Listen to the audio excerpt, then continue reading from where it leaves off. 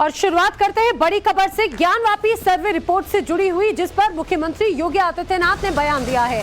ज्ञानवापी पर एएसआई की रिपोर्ट बहुत कुछ कहती है, ये मुख्यमंत्री योगी आदित्यनाथ कह रहे हैं। उनका कहना है कि हमें इतिहास के दायरे में कोई कैद नहीं कर सकता, इतिहास के दायरे से भी सनातन संस्कृति परे है।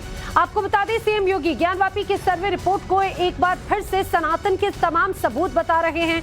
दूसरी तरफ ये भी कह रहे हैं कि आजादी के अमृतकाल के दौर में पीएम मोदी के प्रयासों से देश को ये बड़ी सौगात मिली है। परंपरा पर गौरव की अनुभूति होनी चाहिए और हम भारतीयों को तो और भी गौरव की अनुभूति होनी चाहिए। जितनी प्राचीन परंपरा संस्कृति हमारी है, इतिहास से भी परे हम लोग हैं। हमको इतिहास के दायरे में कोई कैद नहीं कर सकता। उससे भी आगे जाकर के हजारों करोड़ हजारों वर्षों की एक इतिहास है हमारा, हजारों वर्षों का है। अभी 500 वर्ष का भगवान राम का अभी तो प्राण प्रतिष्ठा का पुनर्प्राण प्रतिष्ठा का कार्यक्रम अयोध्या में संपन्न हुआ। पर अब भारत किस रूप में, किस उत्साह के साथ जुड़ा है, दुनिया जुड़ी है, दुनिया एकजुट है। लोगों के लिए कौतूहल और आश्चर्य का विषय है। अभी आपने वाराणसी का देखा होगा। वाराणसी में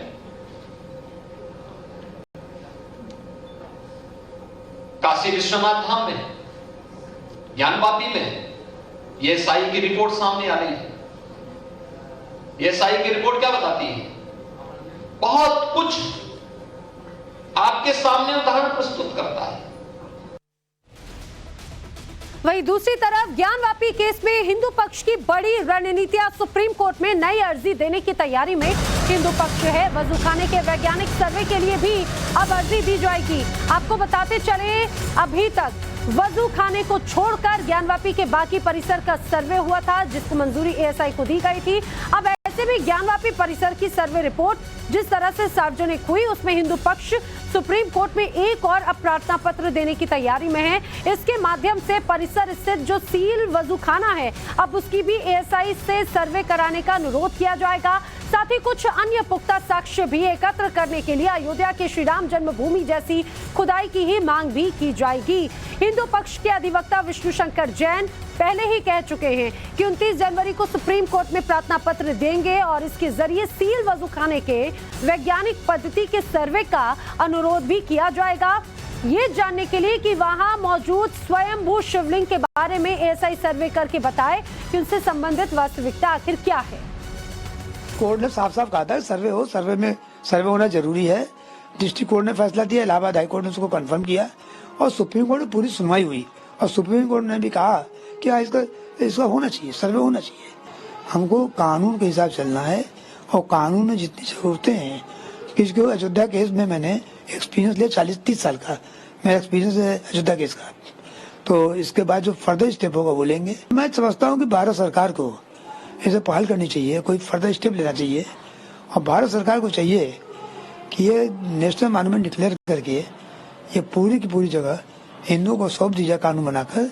अब तो साबित हो गया, इसका आधार पर हिंदुओं को सौंप दी जाए ताकि वहाँ भव्य मंदिर आगे बने और ये राष्ट्रीय संपत्ति हो, किसी व्यक्ति विशेष की न हो। तो ये राष्ट्रीय संपत्ति हो। हरिशंकर जैन को आपने सुना। आज हिंदू पक्ष एक और याचिका दायर करने की तैयारी में। सीधे रुक कर लेते हैं आशुतोष के, इस समय वाराणसी से हमारे साथ में है।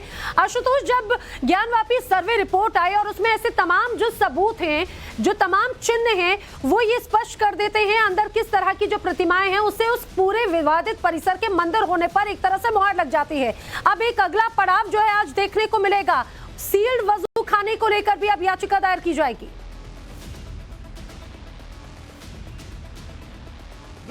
नैना, देखिए जो 32 सबूत मिले हैं वो ये चीख कर बता रहे हैं कि ज्ञानवापी कोई इस्लामिक स्ट्रक्चर नहीं है, बल्कि उससे इतर हिंदू देवी देवताओं से जुड़ा हुआ कोई आस्था का एक बड़ा केंद्र है। और उस बात का जो उल्लेख है वो एएसआई ने 839 पेज की जो विस्तृत रिपोर्ट है उसमें भी की है। और अब निश्चित तौर पर अब हिंदू पक्ष की ये उम्मीद बढ़ी है कि जो वजूखाना है, जो सील्ड एरिया है, जहाँ पर स्वयंभू ज्योतिर्लिंग के विद्यमान होने की बात हिंदू पक्ष का ये दावा रहा है, अब उसकी एएसआई सर्वे की बात कही जा रही है। क्योंकि 9130 जो प्लॉट संख्या है उसका जो सिर्फ वही भाग है जहां पर अभी तक एएसआई सर्वे नहीं हुआ है। ऐसे में हिंदू पक्ष ये कहता है कि अगर उस एरिया का एएसआई सर्वे होता है तो जो पूरी मस्जिद की जो सच्चाई है वो और प्रमुखता के साथ सामने निकल कर आएगी। और इसको लेकर हिंदू पक्ष पहले भी लगातार कहता आया है और एक बार फिर से अब जब एएसआई रिपोर्ट के आने के बाद से हिंदू पक्ष अब इसे लेकर सुप्रीम कोर्ट में एएसआई सर्वे की बात करने जा रहा है।